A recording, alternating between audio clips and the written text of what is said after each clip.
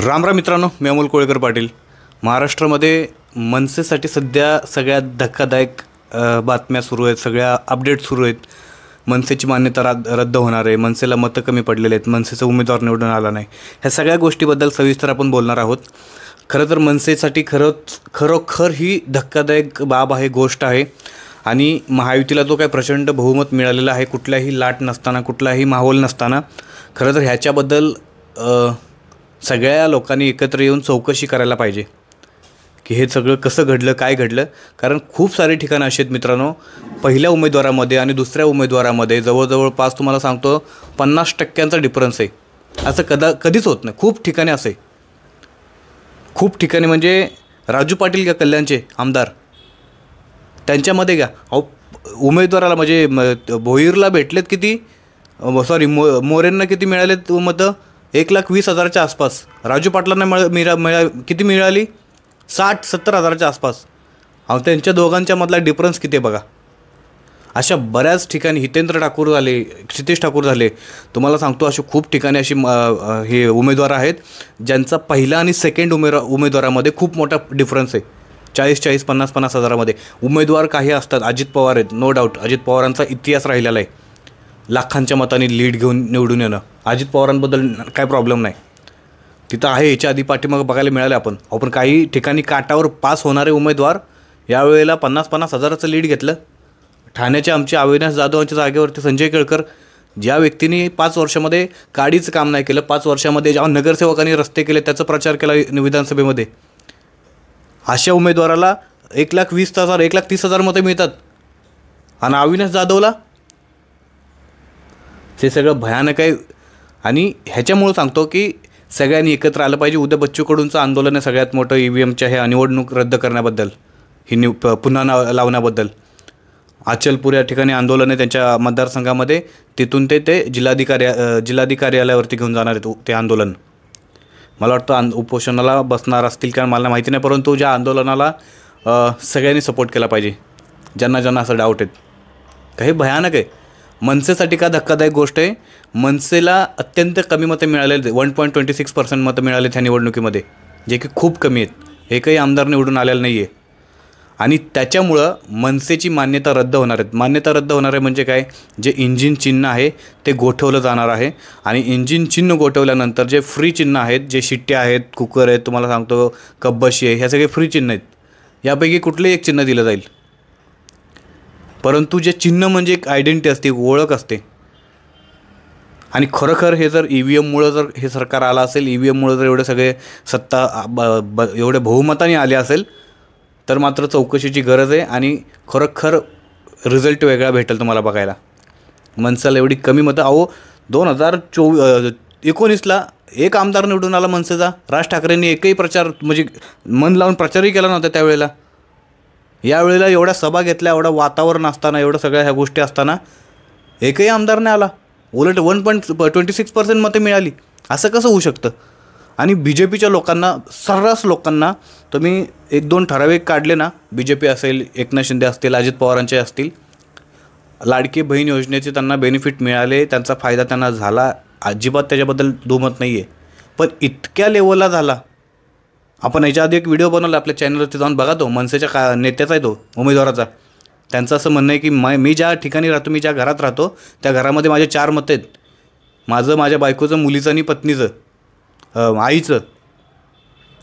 आणि मी ज्या वेळेला बूथवरती गेलो, मला आता ते समजलं माझ्या बूथवरती मला किती मतं पडलेत. ते मतं किती पडलेत, 2 मतं पडलेत. त्याच्या घरातली देखील त्यांना मतं पडली नाही. असं कसं होऊ शकतं. अशीच घटना घडले. मी तुम्हाला स्क्रीनशॉट लावेल पण एका ठिकाणी. कुठं घडली ती घटना, कराडमध्ये पृथ्वीराज चव्हाणांच्या विरोधात. कराडमधलं मतं आहेत जवळजवळ, मला एक्झॅक्टली आता आकडे माहीत नाही आहेत, परंतु मी स्क्रीनशॉट लावेल साईटला त्या फोटोचा. त्याच्यामध्ये तुम्ही बघा, 577 का काहीतरी असे आकडे आहेत टोटल. म्हणजे 711 मतदान आहे टोटल. त्याच्यापैकी 514 का 517 मतं पडली, म्हणजे मतदान झालं. त्याच्यापैकी 155-54 मतं पृथ्वीराज चव्हाण यांना पडली. आणि तिथं दुसरे डॉक्टर भोसले जे होते, त्यांना 514 मतं पडली. तेवढं मतदानच नाही झालं त्या ठिकाणी. हा डिफरन्स कसा आला. टोटल मतदान जेवढं नाही झालं तेवढं त्याच्यापेक्षा जास्त मतं त्या उमेदवाराला पडलेत बीजेपीच्या. आणि प्लस यांना दाखवलं की 155 मतं दाख पडलेत. अहो तिथं मतदान किती झाले? मतदानच तेच झालं तिथं. टोटल तिथं 716 का 714 मतदान आहेत. ह्या सगळ्या गोष्टी संशयास्पद आहेत आणि ह्याच्याबद्दल सध्या आता बोलायला पाहिजे. आणि खूप साऱ्या ठिकाणावरनं व्हिडिओ व्हायरल होतात, फोटो व्हायरल होतात. आता सध्या कसं झालं माहिती आहे का, वॉर्ड वाईज बूथ वाईज सगळे नंबर मिळायला लागले. त्याच्यानंतर स्वतःला कळायला लागले की अरे मी या ठिकाणी माझं गाव आहे, माझं घर आहे, माझ्या घरातली कुटुंब आहेत, माझ्या कुटुंबाने पण मला मतदान दिलं नाही, असं कसं होऊ शकतं ह्या सगळ्या गोष्टीमध्ये. खूप साऱ्या ठिकाणी असं बोललं जाते की EVMचं असं झालं, EVMचं तसं झालं. तुम्हाला आणखी एक गोष्ट सांगतो मित्रांनो, महाराष्ट्र राज्यातले जे प्रादेशिक पक्ष आहेत हे सगळे संपलेत, सगळे संपलेले आहेत शिवसेना सोडली तर.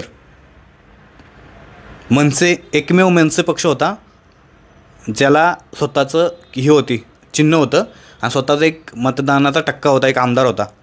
सध्या तेही संपलेले आहेत. वंचित बहुजन आघाडी संपली. स्वराज्य आता नुसतीच पार्टी तयार झाली, तेही संपली. बच्चू कडूंची प्रहार जनशक्ती पडली. बहुजन विकास आघाडी हितेंद्र ठाकूरांची पडली. एक गोष्ट सांगतो तुम्हाला, राष्ट्रीय अध्यक्ष आहेत भारतीय जनता पार्टीचे JP नड्डा.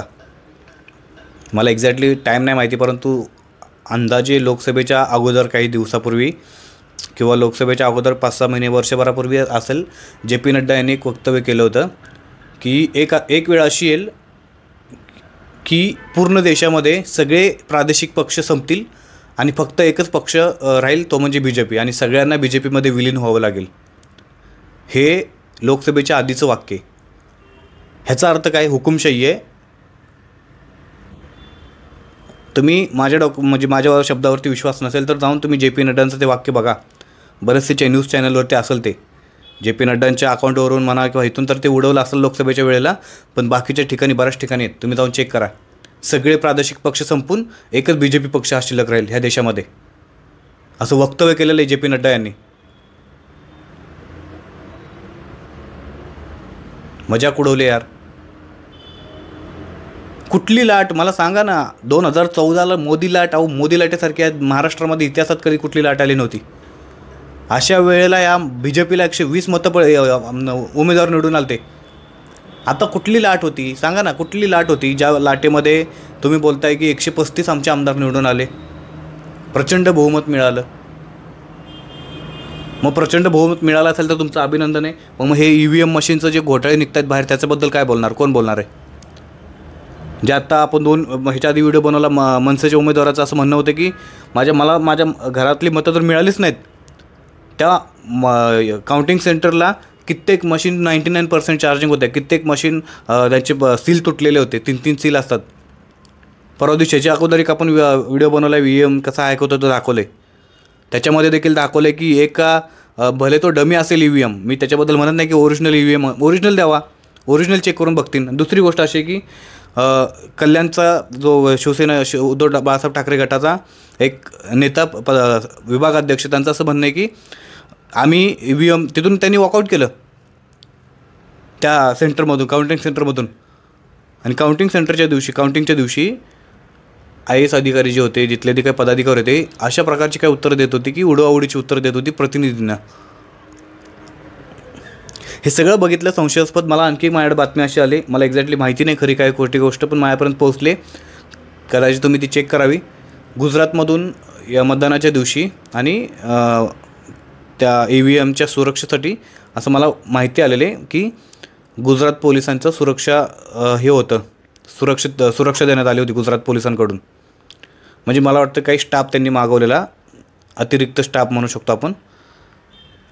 आणि ह्या ज्या EVM मशीन आलेल्या ह्या गुजरातवरून आलेल्या असंही बोललं जाते. ह्याच्याबद्दलही मला काय माहीत नाही, परंतु असं बोललं जाते. त्यामुळं खरं काय खोटं काय ह्याच्याबद्दल चर्चा व्हायला पाहिजे. आता हळूहळू सगळ्या गोष्टी बाहेर येत आहेत. आपला हा व्हिडिओ तुमची जबाबदारी मित्रांनो, हा व्हिडिओ शेअर करा. बऱ्याच लोकांना सगळ्या गोष्टी कळू द्या, नक्की काय सध्या सुरू आहे, काय झालं नाही, काय झालं आहे. त्याच्यानंतर विजय झाला असेल, प्रामाणिकपणे विजय झाला असेल, आम्हालाही आनंद आहे. पण एखाद्याचं हक मारून विजय झाला असेल तर हा विजय जास्त दिवस टिकणार नाही आहे. त्यामुळं हा व्हिडिओ जास्तीत जास्त लोकांपर्यंत शेअर करा, सगळ्या गोष्टी लोकांना कळू द्या. बाकी चॅनल आपल्या सबस्क्राईब केलं नसेल तर नक्की सबस्क्राईब करा. जय शिवराय, जय मल्हार.